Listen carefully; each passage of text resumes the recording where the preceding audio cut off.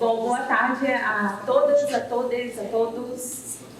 Como muitos já me conhecem, sou a professora Ritiane Barbosa Macedo e hoje eu fui incumbida de falar um pouquinho sobre os estudos linguísticos, né? E fazer a conexão com cursos, possibilidades, né?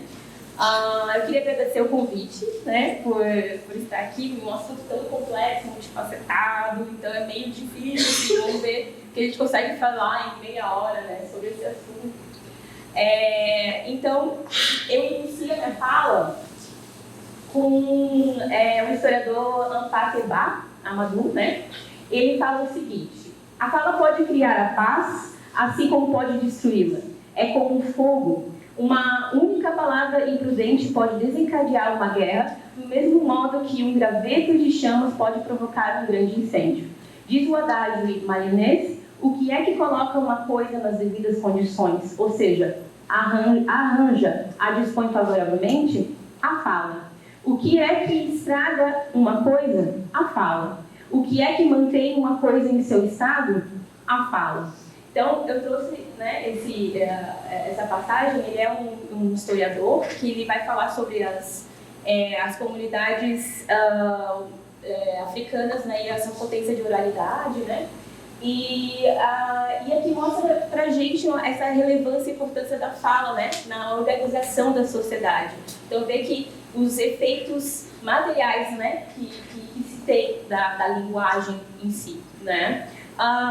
E partindo disso, né, a gente pensar o quanto a linguagem é importante para, né, como centro da comunicação, e a sociedade sem comunicação não seria organizada do jeito que a gente entende que ela é. Então, assim, né, um objeto de estudo por séculos, né, que é fascinante, na verdade, é uma faculdade, é uma coisa fascinante a gente se comunicar, né, como seres humanos, enfim, que nós temos de diferente dos outros seres, né, e por isso, partindo disso, aqui. Quando a gente fala de estudos linguísticos, a gente fala sobre a linguagem, né? Nós podemos pensar em diversas perspectivas, e essas perspectivas é bem interessante porque eu coloquei só algumas aqui para a gente pensar, né? Mas antes da gente pensar nessas perspectivas, por que nós, né, como alunos, vocês, né, no caso, né, nós aqui como profissionais de letras, futuros profissionais de letras, por que a gente estuda a linguagem? Eu vou interagir um pouquinho com vocês. Eu gostaria de saber por que a gente estuda a linguagem? Por que é importante para nós? Meio óbvio, assim, mas enfim, vamos lá. Por quê? Alguém gostaria de falar? Por que a gente estuda a linguagem no curso de letras? Por quê? Oi? Estou vendo os murmurinhos. Não? Ninguém se atreve?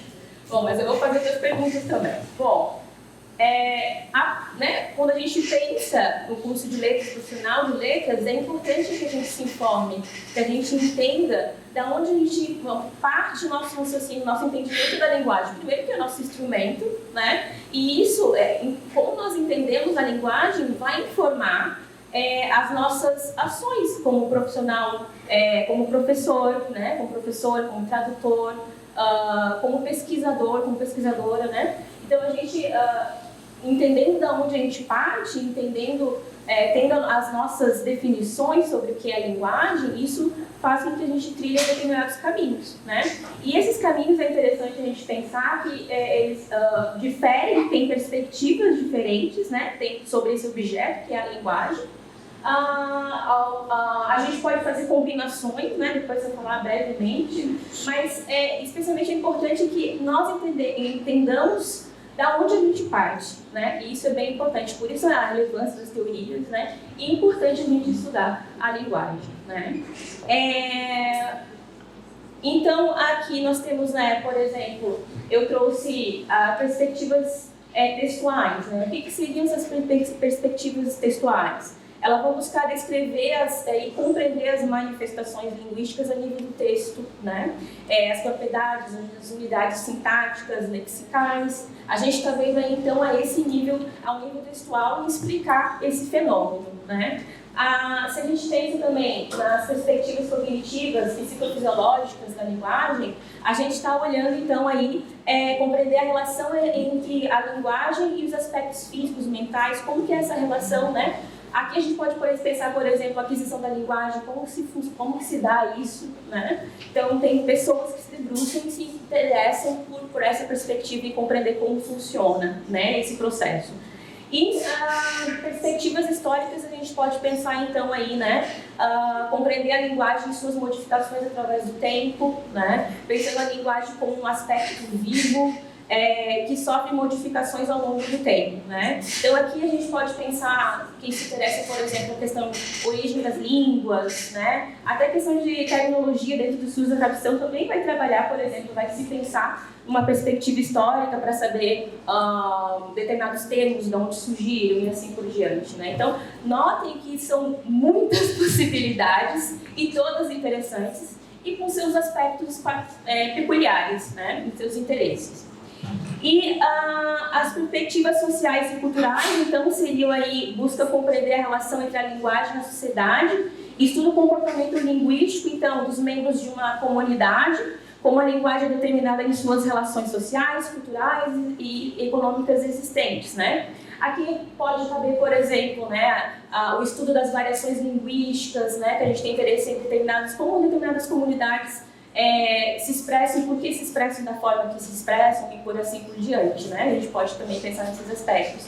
Aqui também, as perspectivas sociais e culturais, a gente pode pensar o que nós vamos falar hoje um pouco mais, né, adentro, que seria as perspectivas críticas, né? Que nós aí vamos falar um pouquinho mais sobre isso. Então, assim, isso é só um exemplo. Aí eu trouxe, enfim, só um exemplo de algumas definições de diversas perspectivas, as falando sobre esse mesmo objeto de interesse, desse objeto de estudo, né? Nós temos, por exemplo, o que tem a perspectiva da linguagem como uma prática social, por exemplo, que é o que a gente vai falar hoje, como parte constitutiva inseparável do social, compreendida como um sistema semiótico dado e organizado, mais aberto à construção de novas formas de significar a vida e a sociedade. Isso é bem importante, depois a gente vai voltar nesse aspecto, né? Aí nós temos também uma perspectiva da linguagem como conjunto finito e infinito de sentenças, dado uma finita em comprimento construída a partir de um conjunto finito de elementos. Aqui fala também a linguagem como multifacetada, ao mesmo tempo que é física, fisiológica, psíquica. Enfim, a gente pode até, analisando, vemos as diferentes perspectivas, né? Então, gerativistas, não temos, né, aí a mais funcionalista, e que também vai afetar como a gente entende a língua, por exemplo, né? No sentido, a língua como funcional, sua função é produzir significados, ou a gente pode pensar também a língua como um sistema de signos, conjunto de dados que se relacionam organizadamente dentro de um todo. Então, notem que estamos falando da mesma coisa, mas perspectivas diferentes, de acordo com o interesse do pesquisador, da pesquisadora, enfim. E isso também vai, como eu falei, né, é muito relevante porque vai influenciar a forma com que nós praticamos a nossa profissão, né? Aí nós falamos, desde ontem a gente está falando crítico, né? Perspectiva crítica, estudos linguísticos e perspectivas críticas. A gente também falou sobre a literatura numa perspectiva crítica. O que seria esse criticismo, né? O que é essa palavra crítica? Quando a gente pensa no primeiro momento crítica, a gente pensa assim, por exemplo, avaliar alguém negativamente, né? A gente pensa assim a palavra crítica, né? Dentro do seu significado. Mas aqui nós vamos ver então o que seria essa perspectiva crítica para a gente chegar aonde, por exemplo, a perspectiva crítica que eu trabalho, né? Eu, a professora Débora, que é análise crítica do discurso, que eu vou dar como exemplo, né?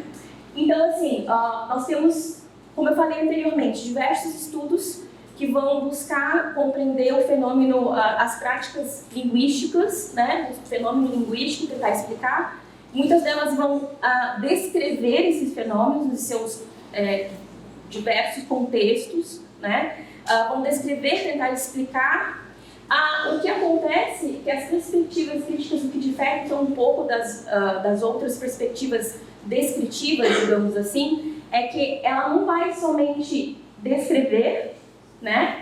Ela vai também interpretar e buscar fazer alguma mudança, caso seja necessário, dentro daquela prática social. Vamos começar então, por exemplo, pensando na linguagem como prática social.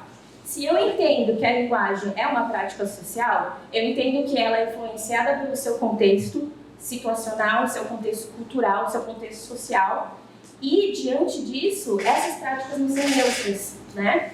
Ao longo do que nós interagimos, conversamos, muito dessas práticas, esses elementos ideológicos que estão nessas práticas, são naturalizados. E essas ideologias, né, nesse sentido, elas vêm então de grupos, né, que têm poder e que faz com que essas relações sejam assimétricas e são invisibilizadas no processo da interação. Então, quando a gente fala prática social, a gente entende então que a linguagem, ela tem todos esses elementos para se pensar. Essas influências sociais, né, até, por exemplo, dentro da análise crítica do discurso, que eu vou comentar posteriormente, né, a gente entende que essa relação entre a sociedade e a linguagem é dialética. O que é isso, né? Que a linguagem molda o social e o social molda a linguagem, né? Nós temos essa ligação de mão dupla, né? Então, se a gente entende isso, a ideia da perspectiva crítica de uma pessoa que tem essa perspectiva busca descrever, entender qualquer fenômeno linguístico, mas também denunciar. Ou seja, essa pesquisadora, esse pesquisador vai ter uma postura política, no sentido de que vai denunciar essas assimetrias que são naturalizadas através da linguagem, né, que isso é uma leitura, seria basicamente isso, fazer uma leitura crítica, né, de ver quais esses elementos estão aí escondidos e revelá-los e verificar se eles mantêm o status quo ou não, né, se eles contribuem para essas assimetrias de poder ou não. Então, a ideia, né, nós vemos aqui então que há uma emancipação social e no questionamento das relações assimétricas do poder. Então, se nós temos essa postura crítica, seria olhar criticamente, né? Isso seria verificar e analisar esses fenômenos linguísticos com esse viés, né? Eu também mencionei aqui o Raja, né, Raja Gopalan, que ele fala o seguinte, né? A teoria crítica se distingue da teoria no seu sentido tradicional ao partir de uma importante premissa, que é a ordem existencial, que as coisas podem ser diferentes da maneira em que se encontram. Ou melhor, é possível mudar as coisas ao invés de se contentar ou simplesmente descrevê-las e fazer teorias engenhosas a respeito delas. Eu acho que isso é uma boa citação para a gente se pensar, então, a função de uma teoria crítica, né?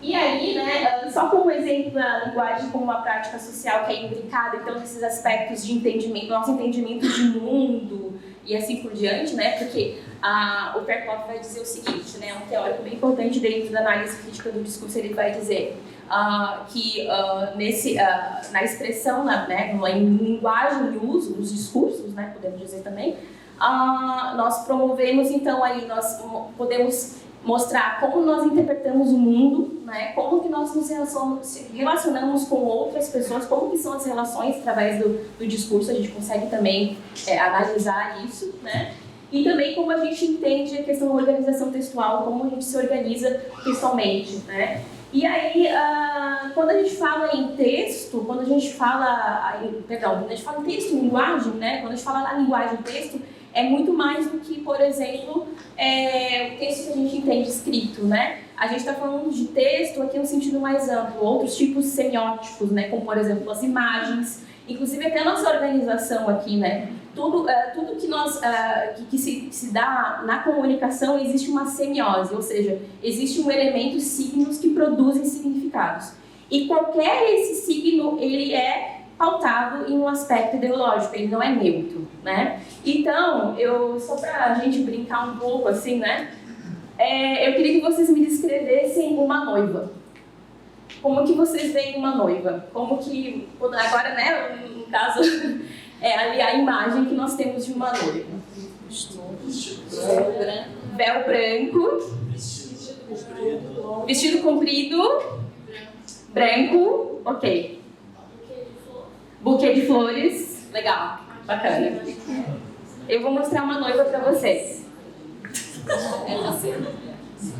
O que isso quer dizer, então, né? O que isso quer dizer, né? Nós estamos aqui falando, antes de mostrar essa imagem, claro que vocês conhecem uma noiva indiana, mas como que o que nós entendemos de mundo, né, ele está imbricado nessa cultura, né? E aí vocês me falaram, por exemplo, uma noiva de branco, olha como estamos aí dentro de uma cultura cristã, né? Da questão da noiva de branco e assim por diante.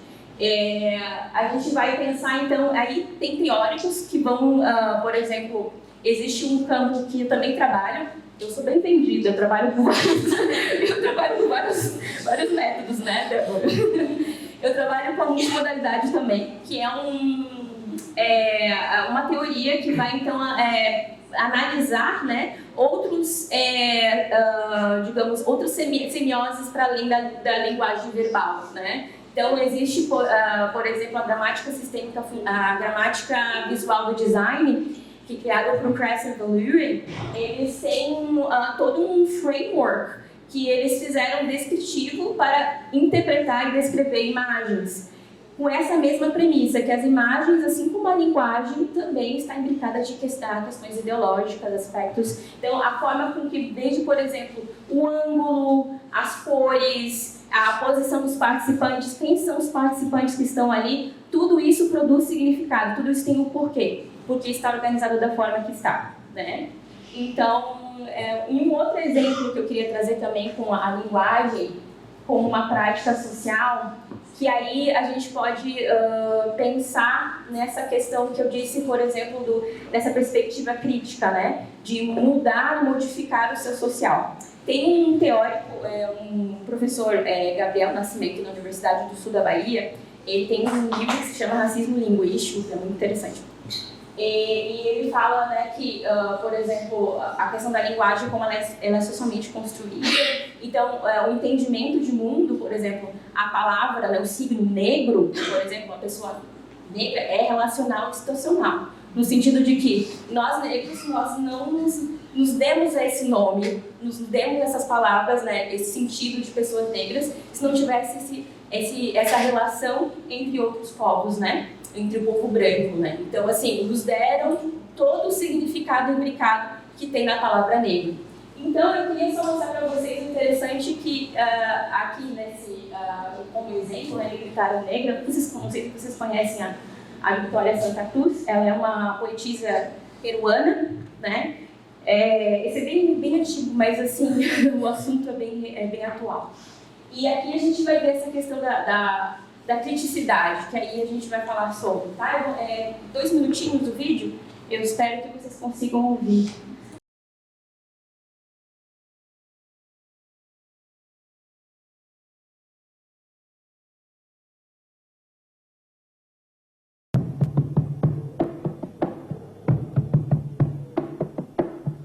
Tenía 7 años apenas 7 años. ¿Qué 7 años? No llegaba a 5 siquiera.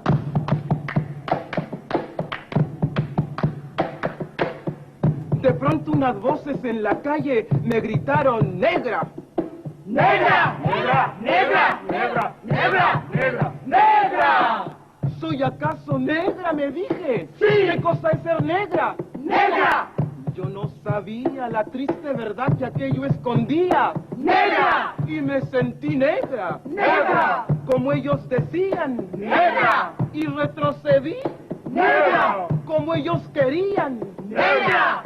Yo odié mis cabellos y mis labios gruesos y miré apenada mi carne tostada y retrocedí. ¡Negra! Y retrocedí.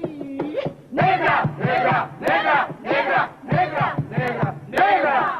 ¡Negra! ¡Negra! ¡Negra! ¡Negra! ¡Negra! ¡Negra! ¡Negra! ¡Negra! Y pasaba el tiempo y siempre amargada seguía llevando a mi espalda mi pesada carga. y cómo pesaba.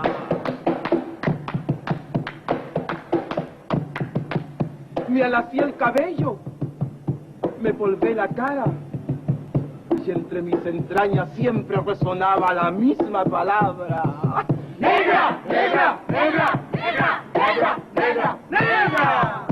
Hasta que un día que retrocedía y que iba a caer.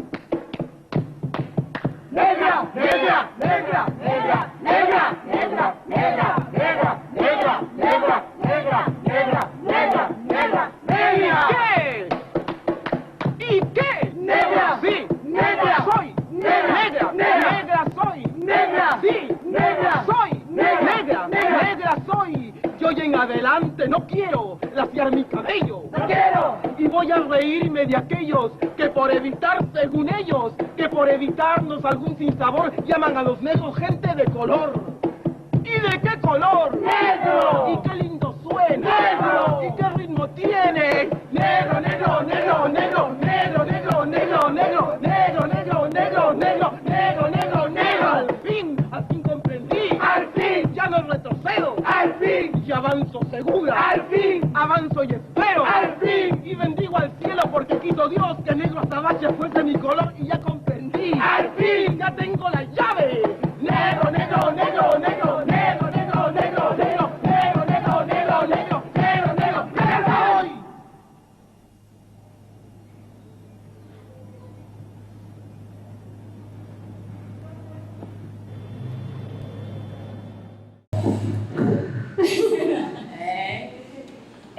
Aqui, então, né, eu trouxe esse poema muito forte para a gente pensar nessa questão, né, da língua como um espaço colonizador, mas também um espaço de resistência, né, de nota como a ressignificação ela acontece. A gente podia ter a tarde inteira falar sobre isso, né, mas é nesse sentido da criticidade, né, que a gente que nós estamos pautando aqui, né.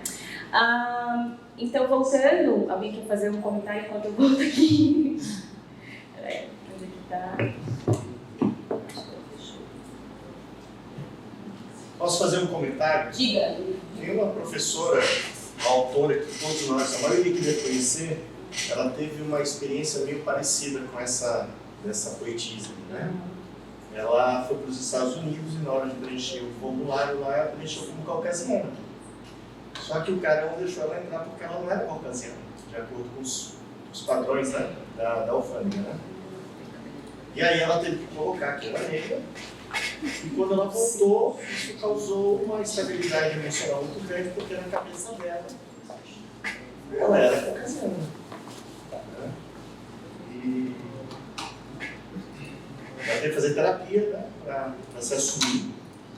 Isso faz parte dessas práticas sociais, né, da linguagem, que para ela, de certa forma, aquilo não era da verdade, né? E foi um momento de descoberta. Sim. E hoje ela... E como esse processo relacional... Depois te conto. Esse processo no sentido relacional, assim, por exemplo, eu tinha amigos africanos que vieram do Brasil e só entenderam que era ser negro no Brasil, né? Então, como a forma com que nós nos entendemos no mundo é totalmente relacional, né? Esse entendimento é pautado em ideologias, aspectos ideológicos, né? Então, a gente, posteriormente, né, eu ia falar um pouco sobre as perspectivas críticas dos estudos linguísticos, né? Como, por exemplo, quanto tempo que eu tenho? 3 horas. Tá. 5 minutos. 5 minutos, tá, eu vou finalizar aqui, beleza. Então nós temos, por exemplo, os caminhos, né, as possibilidades de críticas que poderíamos ter dentro dos estudos linguísticos, né? Por exemplo, a linguística crítica, né, que aí por sua vez vai pensar e vai se debruçar por diversas práticas linguísticas e vários aspectos, não somente, por exemplo, educacionais, mas também, por exemplo, no trabalho, em instituições específicas, né, que vai buscar compreender esses aspectos ideológicos, né, como que se dá pela linguagem nesses espaços. Nós temos a análise crítica do discurso, que é seria então aí um viés pela análise do discurso que busca também compreender os elementos, os efeitos discursivos, né? Os efeitos discursivos pautando então aí entendendo que essa mediação é ideológica, né? E também se desdobra um outro elemento que se chama consciência crítica da linguagem, que é também um pouco similar, que contribui também para o letramento crítico, né? E aí essas áreas são mais específicas para o ensino, né? Como, por exemplo, letramento crítico seria então despertar aí dos alunos, né? Esse entendimento desses aspectos ideológicos, né? Fazer leitura crítica de os textos que esses alunos consomem, né? Que aí, por sua vez, também nós temos pedagogia crítica, por exemplo, o professor Leonardo, a professora Priscila e eu também, né, me incluo, a gente trabalha também com essa perspectiva pedagógica crítica, né? E também a sociolinguística crítica, que é não só apenas escrever as suas variações linguísticas em determinados aspectos, em determinadas comunidades, mas entender o porquê que se forma, porquê que se dá a linguagem do jeito que ela se manifesta, né?